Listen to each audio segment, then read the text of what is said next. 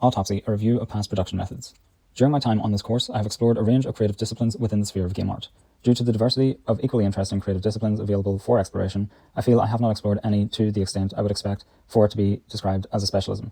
However, my current interest is in 3D environment art, and this has been my focus for this module in relation to building a portfolio for relevant career roles.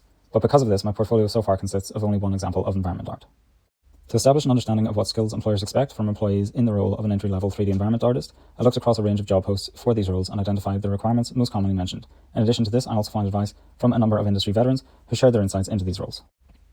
During my project, Abandoned Red Brick, I was able to learn and further develop a number of competencies asked for by employers. These are pre-production planning, sculpting in ZBrush, tileable texture authoring using Substance Designer, creating trim sheets, texture packing, UV and wrapping, modeling, designing textures using PBR workflow, and real-time engine implementation.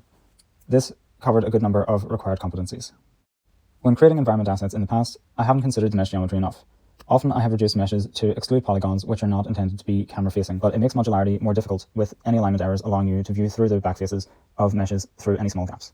Also, very low-density meshes have fewer verts for vertex painting and makes the implementation of vertex color-blended materials less useful. Contrary to this are instances, as highlighted in the geometry shown, where had I not needed this extra geometry for vertex painting, some edge loops on planes would be surplus and could have been flaps to reduce polygon overhead. As I progress into creating meshes for my honours project, these are things I'm mindful of, as well as implementing custom levels of detail to use more reduced meshes at larger camera distances.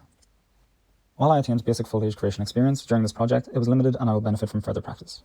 A commonly mentioned skill for 3D environment artist jobs was tileable material authoring. For this project, I created entirely my own textures with the exception of a sandstone material and grass texture to fill in some areas of the landscape paint.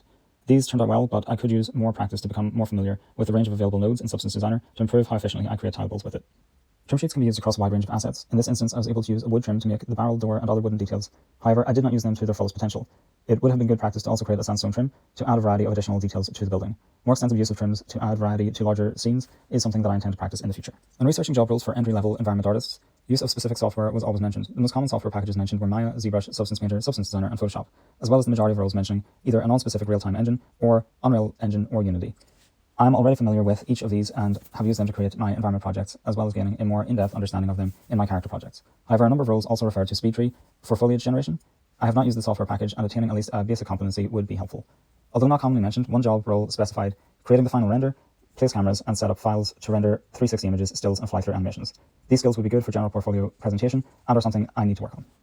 So far, I've only spent one module working on environment art, although I feel like I've learned a lot during this process, and there are several skills and production practices which transfer across from my other 3D projects. Working to a pre-established art style and interpreting someone else's 2D concept art are practices I didn't get to explore with my project, as I was working from my own design, but I aim to target this with specific small projects in the future.